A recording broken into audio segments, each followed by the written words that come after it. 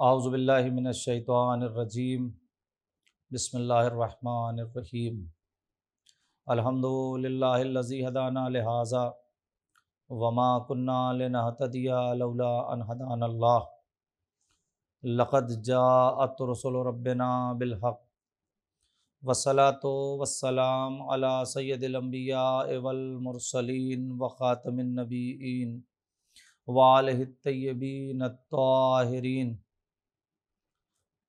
لا سیما علی بقیۃ اللہ العظم ارواحنا و ارواح العالمین لک الفدا۔ بسم اللہ الرحمن الرحیم لا رتب ولا یابس الا فی کتاب مبین۔ ناظرین کرام، ماہ مبارک رمضان تیزی کے ساتھ گزرتا چلا جا رہا ہے۔ 2 روز ہو گئے، آج تیسرا روزہ ہے اور تیسرا دن ہے ماہ مبارک رمضان کا۔ پروردگار ہم سب کی عبادتوں کو قبول فرمائے اور زیادہ سے زیادہ عبادت کرنے کی توفیق عنایت فرمائے، اور اس مہینے کی برکات سے زیادہ فائدہ اٹھانے کی توفیق عنایت فرمائے۔ بے پناہ عظمتوں والا مہینہ جاری و ساری ہے، لہٰذا اس مہینے کو قرآن سے نسبت ہے اور اسی مہینے میں قرآن نازل ہوا ہے۔ بہار قرآن کا مہینہ کہا جاتا ہے۔ علی ٹی وی کی جانب سے آپ کی خدمت میں حقوق قرآن کے عنوان سے یہ پروگرام آپ حضرات کی خدمت میں پیش کیا جا رہا ہے۔ پہلا پارہ اور دوسرے پارے کی کچھ باتیں آپ حضرات کی خدمت میں عرض کی گئیں۔ آج تیسرا پارہ۔ تیسرے پارے میں سورہ بقرہ کی آیت نمبر 253 253، آیت نمبر 253 سے آیت نمبر 286 286 تک ہے۔ آیت نمبر تیسرے پارے میں 253 سے 286 تک، اور اس تیسرے پارے میں سورہ مبارک ہے آل عمران کی ابتدائی 91 آیتیں، یعنی 91 آیات سورہ مبارک آل عمران کی بھی تیسرے پارے میں ہیں۔ یعنی تیسرے پارے میں 253 سے 286 تک سورہ بقرہ کی آیتیں ہیں، اور 91 آیتیں 91 آیتیں سورہ مبارک آل عمران کی تیسرے پارے میں ہیں۔ اسی پارے کے ابتدا میں آیت الکرسی ہے، جو آپ حضرات کو یاد ہوگی۔ کل میں نے سورہ بقرہ کی فضائل اور فضیلت آپ کی خدمت میں بیان کی تھی۔ 2-3 باتیں جلدی آیت الکرسی کے حوالے سے سن لیں۔ کل میں نے کہا تھا کہ اگر موقع رہا تو بیان کر دوں گا، اور اس کے بعد ہم سورہ مبارک آل عمران پر آتے ہیں۔ روایتوں میں یہ آپ سب کو یاد ہے، بس صرف تذکر ہماری طرف سے ہو رہا ہے سورہ آیت الکرسی کے سلسلے میں، کہ اگر کوئی شخص آیت الکرسی مسلسل پڑھتا ہے تو وہ کبھی رزق کی تنگی نہیں دیکھے گا، یعنی اس کے یہاں رزق کی فراوانی ہوگی اگر کوئی مسلسل آیت الکرسی پڑھتا ہے۔ اسی کے ساتھ دوسری روایت میں یہ ہے کہ اگر کوئی شخص مسلسل آیت الکرسی کی تلاوت کرتا ہے تو وہ سانپ اور بچھو کے ڈسنے سے محفوظ رہے گا۔ یعنی یہ آیت الکرسی سانپ اور بچھو ڈسنے سے محفوظ رکھے گی، یعنی اس کا مطلب یہ ہوگا کہ یہ ہماری حفاظت کرے گی ایسے موقع پر۔ اس کے بعد ایک اور روایت میں یہ ہے کہ اگر کوئی شخص آیت الکرسی کو لکھ کر کسی موم جامہ کر کے یا پلاسٹک میں رکھ کر کے، جس سے اسی کو بے حرمتی نہ ہو، اپنے کھیت میں دفن کر دے، تو جو اس سے فصل ہوگی، جو اس میں بویا ہوگا، فصل کو کوئی نقصان نہیں ہوگا، فصل الحمدللہ بہتر ہوگی آیت الکرسی کے ان قرآنی آیات کی برکت سے۔ ایک روایت ہے جو بہت اہم ہے، اور وہ یہ ہے کہ اگر کوئی انسان رات کو سوتے وقت مسلسل آیت الکرسی پڑھتا ہے تو اسے پیرالائز نہیں ہوگا، فالج کا اٹیک نہیں ہوگا۔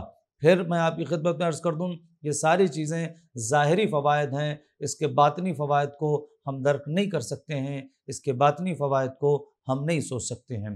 ظاہری فوائد آیت الکرسی کے میں نے آپ کی خدمت میں بیان کر دیے کہ پیرالائز فالج سے اگر کوئی شخص انسان ہر رات میں سونے سے پہلے پڑھتا ہے، بلکہ ایک روایت میں نے اور دیکھی تھی، وہ بھی سن لیجئے کہ اگر مرنے سے پہلے کوئی شخص آیت الکرسی کی تلاوت کر لیتا ہے تو وہ جنت میں اپنا مقام دیکھے گا کہ وہ جنت میں کہاں ہوگا۔ یہ ان آیات کے فضیلتیں ہیں اور ان آیات کی۔ اب آئیے ہم سورہ مبارکہ آل عمران، سورہ آل عمران، اس میں آل عمران کا ذکر کیا گیا ہے، مدنی سورہ ہے، بسم اللہ کے ساتھ 201 آیتیں اس سورے کے اندر ہیں۔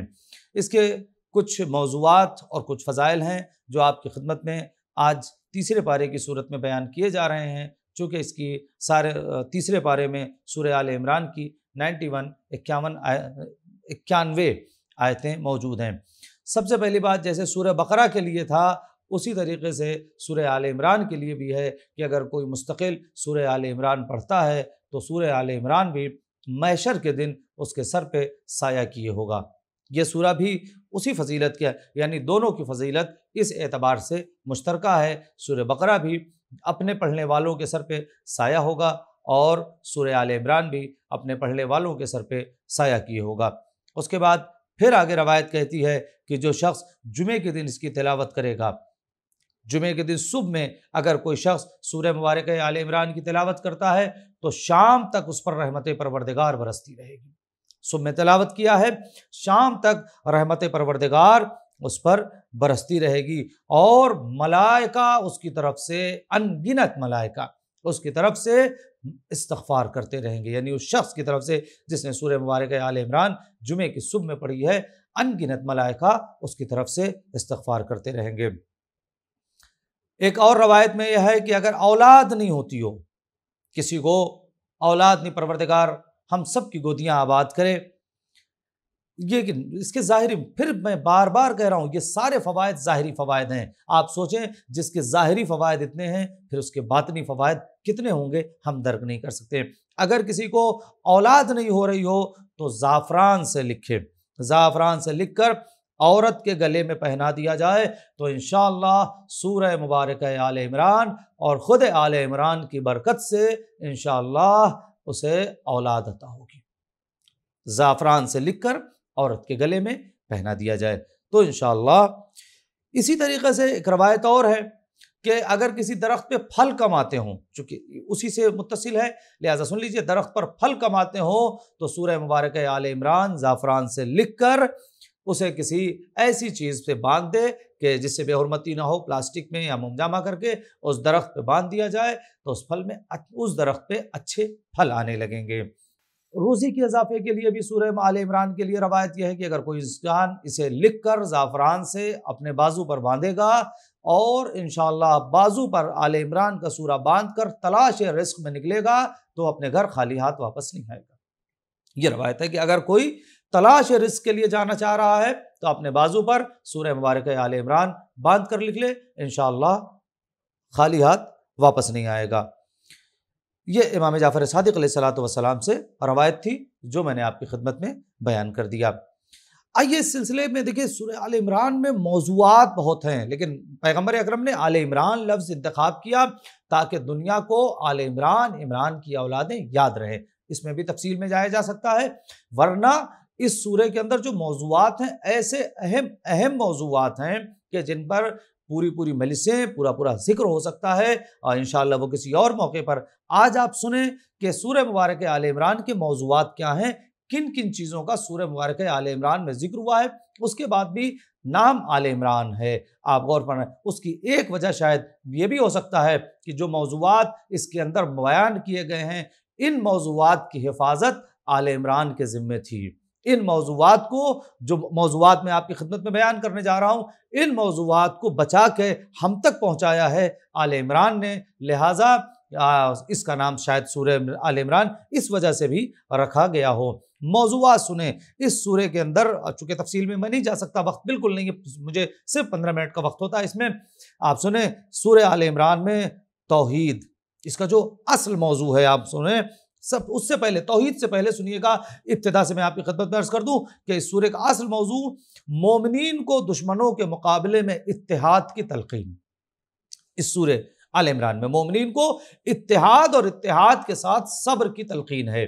سورہ آل عمران کا جو اصل موضوع ہے جہاں سے یہ شروع ہو رہا ہے کہ مومنین کو اتحاد اور صبر کی تلقین دی گئی ہے دشمنوں کے مقابلے میں، یعنی ہم دشمنوں کے مقابلے میں متحد رہیں، ہمارا انتشار دشمنوں کو فائدہ پہنچائے گا۔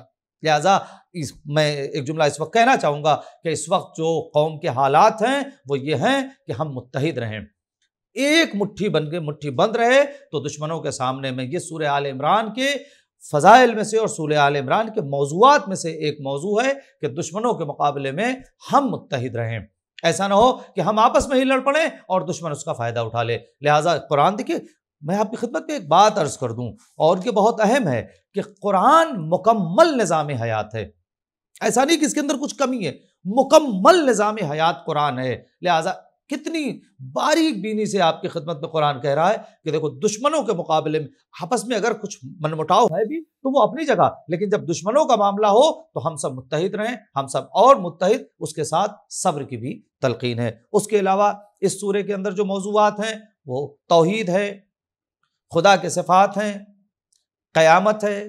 اس سورے کے موضوعات میں توحید پر بحث ہوئی ہے، صفات پروردگار پر بحث ہوئی ہے۔